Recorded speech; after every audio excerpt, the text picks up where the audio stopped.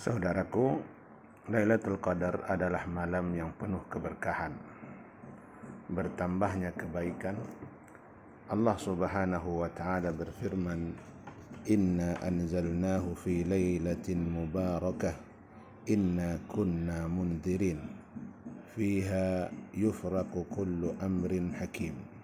Sesungguhnya kami menurunkannya, yaitu Al-Quran, pada suatu malam yang diberkahi. Sesungguhnya kamilah yang memberi peringatan. Pada malam itu dijelaskan segala urusan yang penuh hikmah. Al-Quran Surat Ad-Dukhan ayat 3-4. Malam yang diberkahi dalam ayat di atas adalah malam Lailatul Qadar. Sebagaimana ditafsirkan pada surat Al-Qadar, Allah Subhanahu wa taala berfirman, "Inna anzalnahu fi lailatul qadar." Sesungguhnya kami telah menurunkan, yaitu Al-Quran, pada malam kemuliaan. Surat Al-Qadar ayat 1.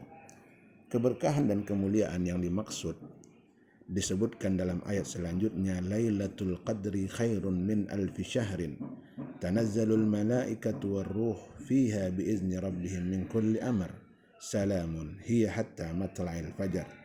Malam kemuliaan itu lebih baik daripada 1000 bulan. Pada malam itu turun malaikat-malaikat dan malaikat Jibril dengan izin Tuhannya untuk mengatur segala urusan.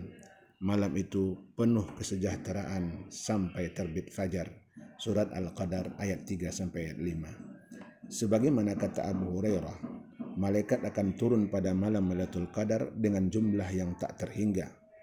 Malaikat akan turun membawa kebaikan dan keberkahan sampai terbitnya waktu fajar. Lailatul Qadar lebih baik daripada 1000 bulan. An-Nakhai mengatakan amalan ketika Lailatul Qadar lebih baik daripada amalan 1000 bulan. Mujahid, Qatadah dan ulama lain yang berpendapat bahawa yang dimaksud dengan lebih baik daripada 1000 bulan adalah solat, dan amalan pada Lailatul Qadar lebih baik daripada solat dan puasa pada 1000 bulan yang bukan merupakan Lailatul Qadar. Orang yang menghidupkan Lailatul Qadar dengan solat akan mendapatkan pengampunan dosa. Dari Abu Hurairah, Nabi SAW bersabda, "Man qama lailatal qadri imanan wa ihtisaban ghufira lahu ma taqaddama min dzambih." Barang siapa melaksanakan salat pada malam Lailatul Qadar karena iman dan mengharap pahala dari Allah, maka dosa-dosanya yang telah lalu akan diampuni.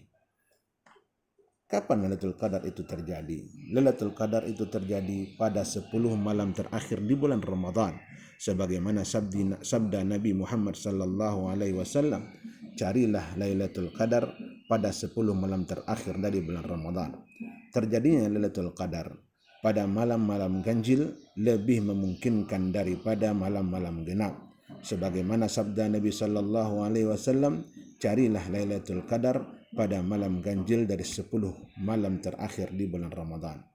Kapan tanggal pasti Lailatul Qadar terjadi? Ibnu Hajar Al-Asqalani telah menyebutkan 40-an pendapat ulama dalam masalah ini. Namun pendapat yang paling kuat dari berbagai pendapat yang ada adalah Lailatul Qadar itu terjadi pada malam ganjil dari 10 malam terakhir bulan Ramadan, dan waktunya berpindah-pindah dari tahun ke tahun.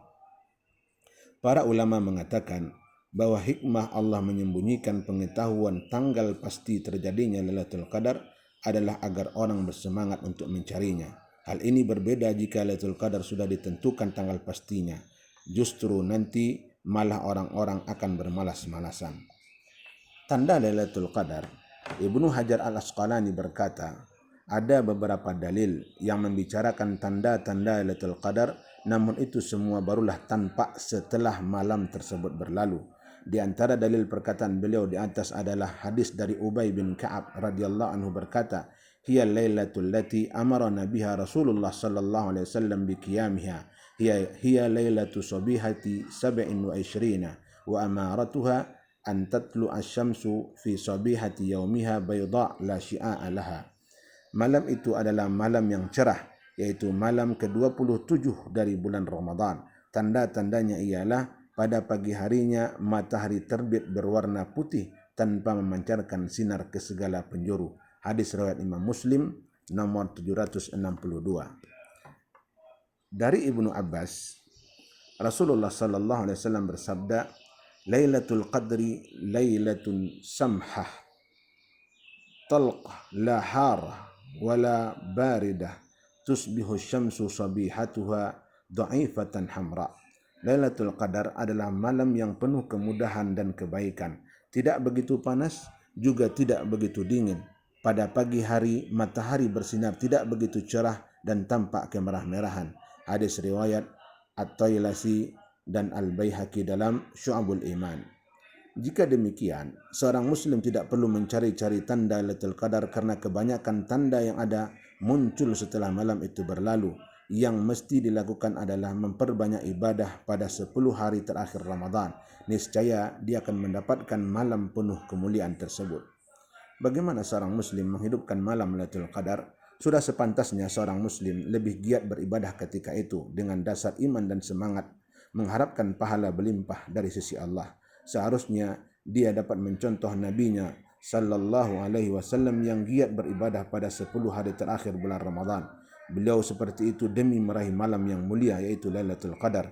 Aisyah menceritakan Rasulullah sallallahu alaihi wasallam sangat bersungguh-sungguh pada 10 hari terakhir bulan Ramadan melebihi kesungguhan beliau pada waktu yang lainnya. Aisyah mengatakan, apabila Nabi sallallahu alaihi wasallam memasuki 10 hari terakhir di bulan Ramadan, beliau mengencangkan sarungnya atau menjauhi para istri beliau, menghidupkan malam-malam tersebut dan membangunkan keluarganya.